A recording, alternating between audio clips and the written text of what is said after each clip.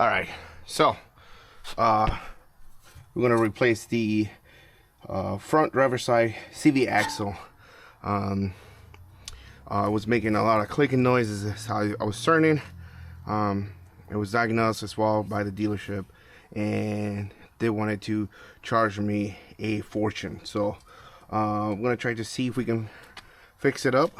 I have a replacement, and it looks like it's pretty easy. So I'm gonna get started. I'm gonna remove the CV axle nut, remove the ball joint, and then we go from there. So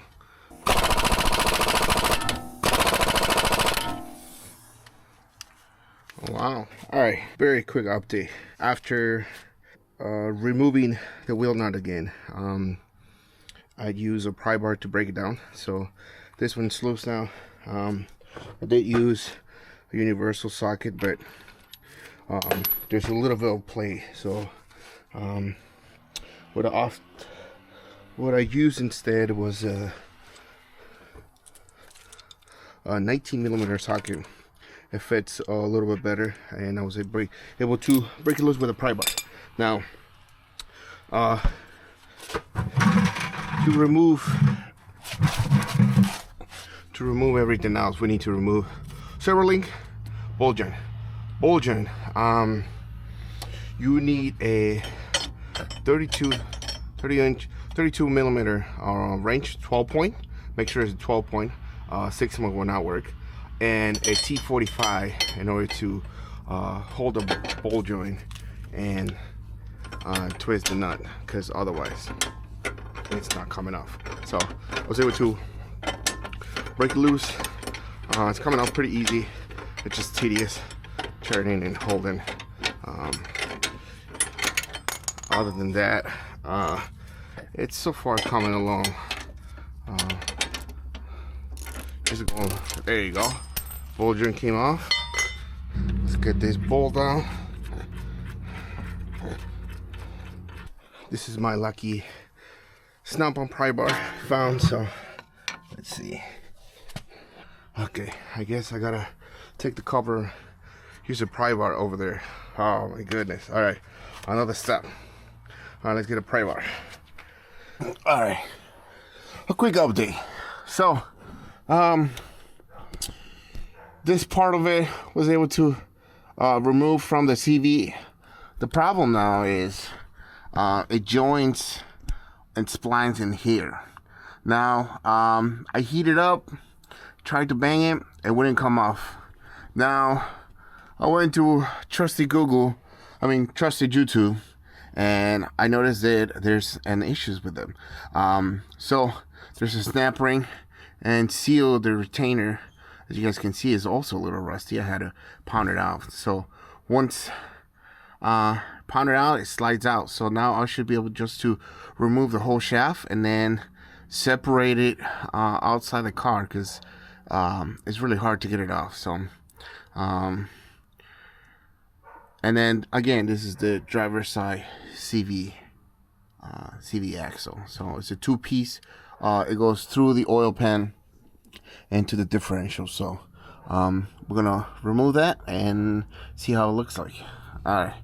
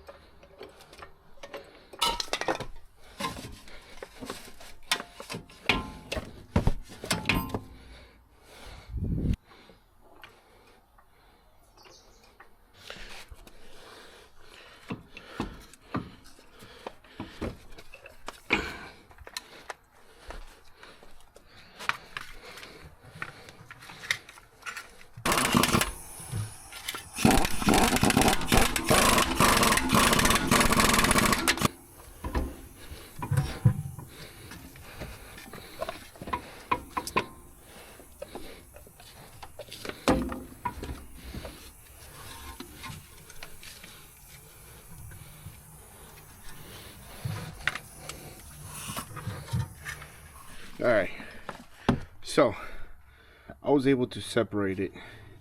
As you guys can see, it's a lot of rust.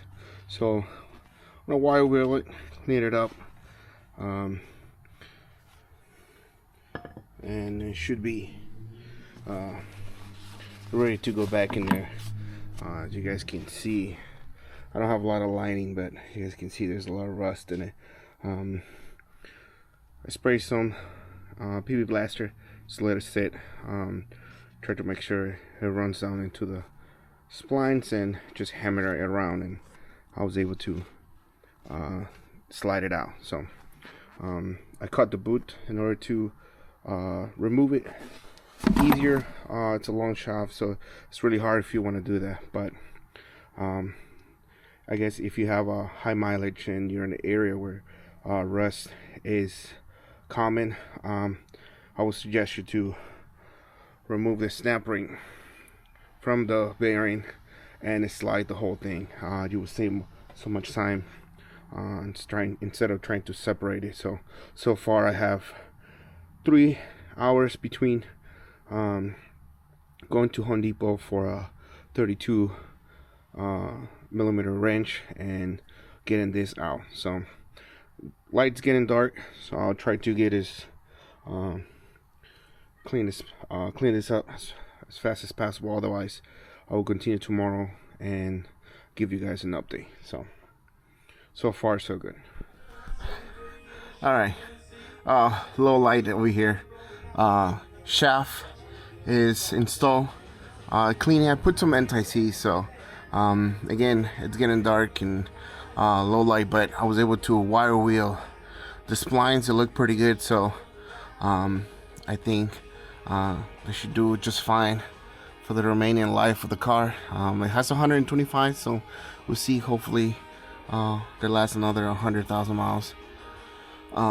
Again, it's slide right in, so we're just gonna finish it up, clean this grease, oil, and then slide the new CV joint, and then bolt everything back together and see how it goes. So I'll give you guys an update once I'm done. Upper control arm disconnected, sway link disconnected, CV axle disconnected. So I'm just gonna slide it out. Hopefully it will be easy.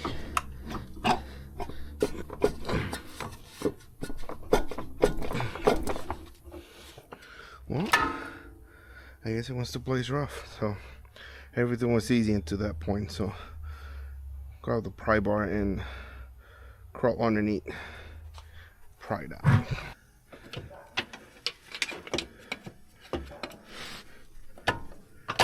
There you go.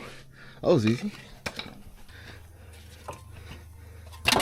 And wow, that was the easiest CV joint. As you guys can see, so torn apart. It's making noise.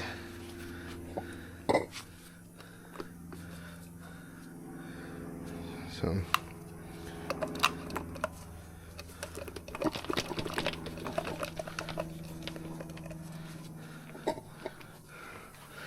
alright, let's install the new one.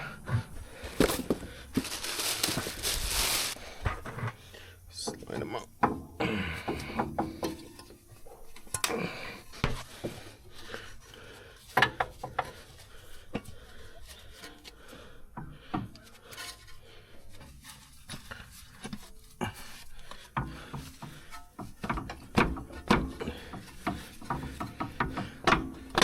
There you go.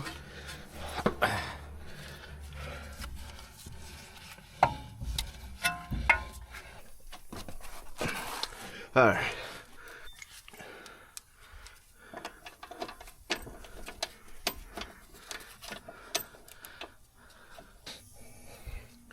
That's a nut.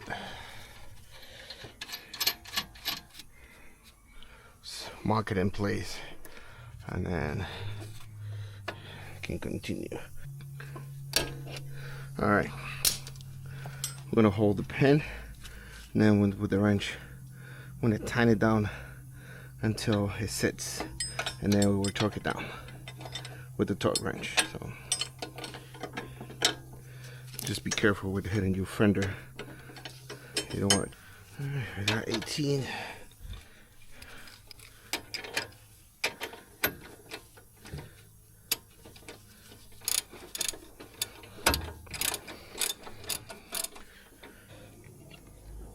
Remove this, and then new axle came with a new bolt, so I'm gonna install a new one. Doesn't seem like it needs Loctite. This one doesn't look like it had Loctite, so we're not gonna install Loctite. Alright, so I'm gonna torque it to 50 plus 45-degree torque. So I got my 35 newton-meter 6-point because I don't have a 12-point, but it's a 32 millimeter. So and then we're gonna torque the swivel link bolt to 65. All right, then we're gonna secure the brake line, the brake hose over here. Remove it from the little holder to not damage it. So, all right, it's in place. Put the wheel back on, torque this down, torque the wheel, and we should be done. So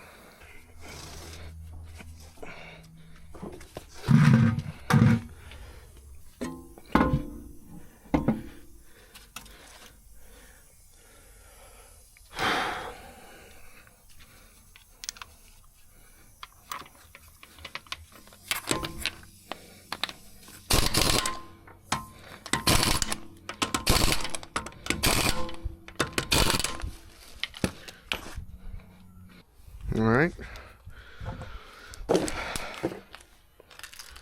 going to torque it to 200 newton meters,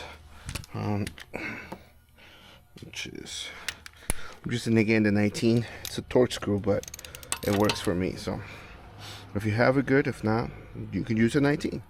So I'm going to do 200 newton meters, and that's it.